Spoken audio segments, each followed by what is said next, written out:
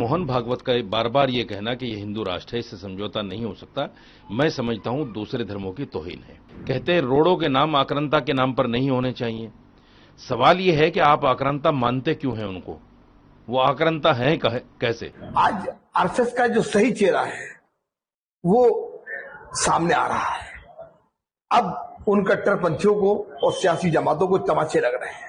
आक्रांताओं के नाम पर हमारे देश के शहरों के नाम नहीं होने चाहिए। मैं उनकी इस बात से सम्मान करता हूं। यहां दलित, मुसलमान, सिख, ईसाई, बौद्ध, जैन और जितने भी धर्म हैं उनका कोई वजूद नहीं रहना चाहिए।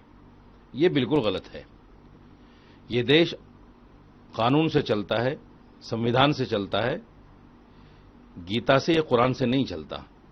इसलिए मोहन भागवत का बार बार ये कहना कि ये हिंदू राष्ट्र है, इससे समझौता नहीं हो सकता, मैं समझता हूं दूसरे धर्मों की तौहीन है।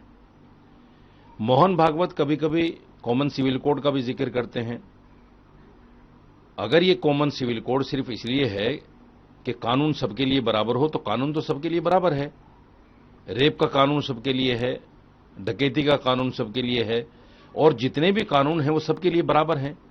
तो आप चाहते क्या हैं? अगर आप ये चाहते हैं कि मुसलमानों के पर्सनल लॉ खत्म हो जाए, सिखों के, बुद्धिस्टों के पर्सनल लॉ खत्म हो जाए, तो ऐसा कॉमन सिविल कोड हमें बिल्कुल मंजूर नहीं है। हम ऐसे एक सा सिविल कोड को नहीं मानते और मजबूती के साथ इसको कंडम करते हैं।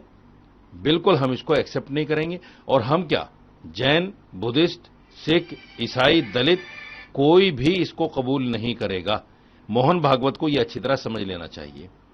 ये सियासी बातें, मोहन भागवत कहते हैं कि हमारा जो आरएसएस है ये इसका सियासत से कोई लेना देना नहीं, लेकिन तमाम बातें सियासी। कहते हैं रोड़ों के नाम आक्रांता के नाम पर नहीं होने चाहिए। सवाल ये है कि आप आक्रांता मानते क्यों हैं उनको? वो आक्रांता हैं कैसे? जो मुसलमान यहां आया हिंदुस्तान में, उसने मुसलमान को आगे हिंदुस्तान को आगे बढ़ाया। यहां से लूटकर कुछ नहीं लेके गया। जो भी किया वो यहीं का यहीं हिंदुस्तान में आया, यहां बादशाहत की और यहीं दफन हो गया। उन अंग्रेजों के बारे में आपकी जबान क्यों नहीं खुलती जो देश को लूट कर ले गए? देखिए, एक बात समझ लीजिए कि भागवत जी का वो अपने वर्कर के लिए बयान है और उन्होंने उनसे अपील की है, और एक अच्छा बयान है। अगर भागवत जी ने ये कहा है तो उनके वर्करों को उनका सम्मान करना चाहिए। वो ये भी कह रहे हैं कि मुस्लिम और हिंदू जो है कोई अलग अलग नहीं। देखिए, भागवत जी का जो ये बयान आया है कि इस्लाम खत्म होने वाला नहीं है और इस्लाम का वो सम्मान करते हैं, और उन्होंने ये कहा है कि देश की मुख्य धारा हैं दोनों। आज तक कट्टरपंथियों ने और सियासी पार्टियों ने मुसलमान को आरएसएस कह के डराया है। आज आरएसएस का जो सही चेहरा है वो सामने आ रहा है। अब उन कट्टरपंथियों को और सियासी जमातों को तमाचे लग रहे हैं। दरअसल मैं तो मुसलमानों से ये कहता हूं कि जिससे आज तक तुम्हें डराया गया, एक बार उस धारा से जुड़ो तो सही। आप जब किसी के करीब जाएंगे तभी तो पता लगेगा कि हमारा दोस्त कौन है और दुश्मन कौन है। उन्होंने ये भी कहा कि हमारे शहरों के नाम और हमारे देश के नाम, मोहल्लों के नाम, मतलब मोहल्लों के नाम जो है वो शहीदों के ऊपर होने चाहिए। बहुत अच्छी बात है।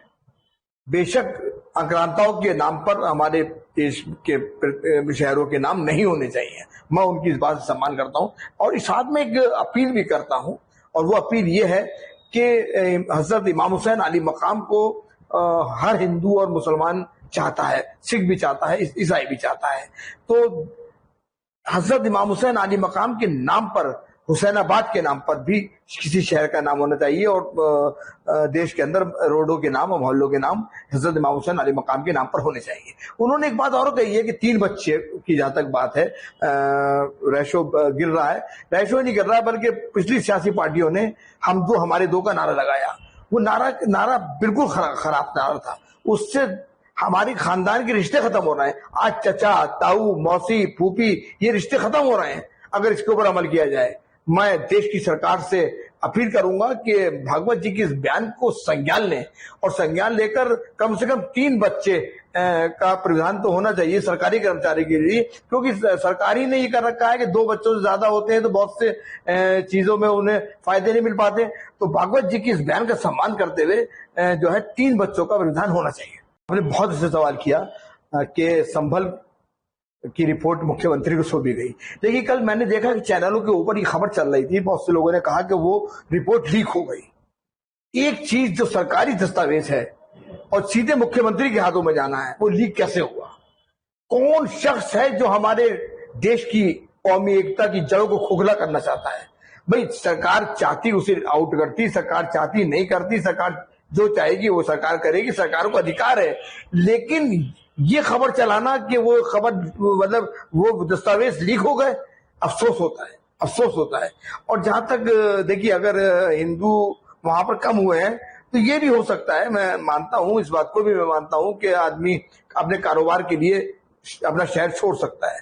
लेकिन अगर किसी दहशत से हो रहे हैं, किसी और वजह से हो रहे हैं, तो सरकार को संज्ञान लेना चाहिए हिंदुओं की सुरक्षा के लिए। हिंदू मुस्लिम देश की एक मुख्य धारा है और यहाँ पर इनकी मोहब्बत की जड़ें बहुत मजबूत हैं और आगे भी रहेंगी। कोई अगर ये चाहे कि इन जड़ों को खोखला कर दे तो जड़ें खोखला नहीं हो सकती।